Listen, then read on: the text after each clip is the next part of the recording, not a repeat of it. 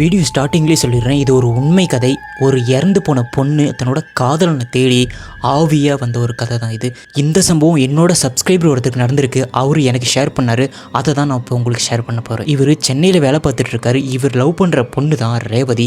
இந்த பொண்ணு ஒரு சின்ன பைக் ஆக்சிடெண்ட்டில் இறந்து போயிடுறா. இறந்து போன அந்த பொண்ணு வீட்டுக்கு இவர் போகிறாரு. அங்கே போய் கண்ணீர் அஞ்சல் செலுத்திட்டு திரும்பவும் தன்னோட வீட்டுக்கு வந்துடுறாரு. அவர் வீட்டுக்கு வந்து 3 நாள் ரொம்ப சோகமாக தான் இருக்கார். 3ஆவது நாள் அவரோட ஃபோனுக்கு ஒரு மெசேஜ் வருது வாட்ஸ்அப்பில். அது யாருன்னா அந்த இறந்து போனால ரேவதி.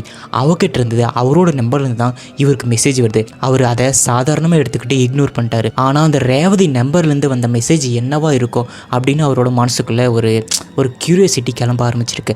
அதுக்காகவே அந்த வாட்ஸ்அப் மெசேஜை ஓப்பன் பண்ணார்.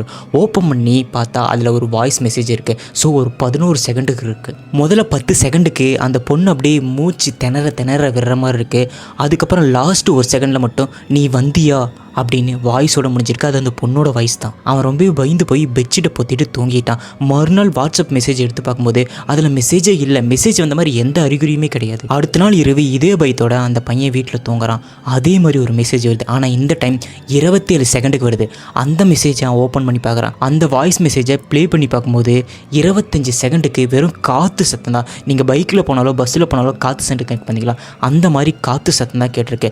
கடைசி 2 செகண்டில் என்னை யாரோ கூப்பிடுறாங்க, நீயும் வா அப்படின்னு அந்த வாய்ஸ் மெசேஜ் முடிஞ்சிருக்கு. அந்த பையன் அந்த சத்தத்தை கேட்டோடனே அந்த மொபைலை தூக்கி எறிஞ்சிட்டு இன்னொரு ரூமில் போய் படுத்து தூங்குறான். இதெல்லாம் சரிப்பட்டு வராது அப்படின்னு பயந்துக்கிட்டு அவன் அந்த பொண்ணோட வீட்டுக்கு போகிறான். அங்கே போய் அந்த பொண்ணோட மொபைல் யாருக்கிட்ட இருக்கு அப்படின்னு கேட்குறாங்க. அதுக்கு அந்த வீட்டில் இருக்கிறவங்க ஆக்சிடென்ட் நடக்கும் போதே அந்த ஃபோன் டேமேஜ் ஆனதாகவும் அதை ரிப்பேர் பண்ணாமல் நான் ஒரு இடத்துல தான் வச்சுக்கிறதாகவும் அந்த மொபைல் நம்பர் இன்னமும் அதில் தான் இருக்கணும் சொல்லியிருக்காங்க. அவன் ஒரு பயங்கரமான ஷாக்கோட வீட்டுக்கு திரும்பி போகிறான். வீட்டுக்கு போய்ட்டு அந்த வாட்ஸ்அப் அந்த நம்பருக்கு கால் பண்ணி பார்க்குறான். அப்போ திஸ் நம்பர் டஸ் நாட் எக்ஸிஸ்ட்னு சொல்லிட்டு வாய்ஸ் வந்திருக்கு.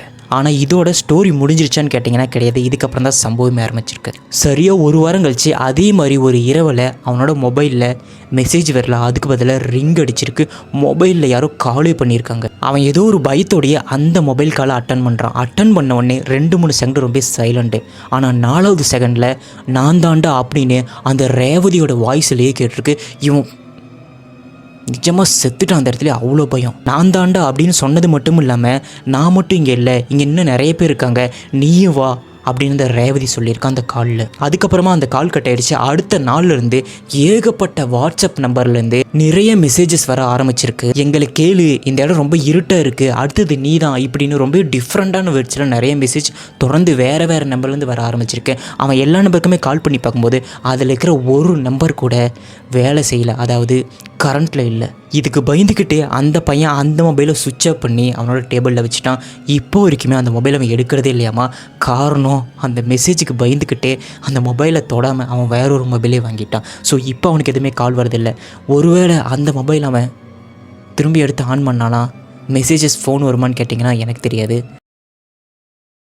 ஸோ அந்த பையன்கிட்ட அந்த மொபைலை கேட்டு வாங்கி நம்ம யூஸ் பண்ணி பார்க்கலாமான்னு உங்களுக்கு ஏதாவது ஐடியா இருந்தால் கீழே கமெண்ட் பண்ணுங்கள். கண்டிப்பாக ட்ரை பண்ணி பார்க்கலாம். இந்த மாதிரி உங்களுக்கு ஏதாவது பேசும்போது நடந்துச்சுன்னா கண்டிப்பாக கீழே தெரியுற இந்த வாட்ஸ்அப் நம்பருக்கு நீங்கள் மெசேஜ் பண்ணுங்கள், இல்லை வாய்ஸ் நோட் பண்ணுங்கள். உங்கள் ஸ்டோரியை கண்டிப்பாக நான் வீடியோவில் பேசுகிறேன்.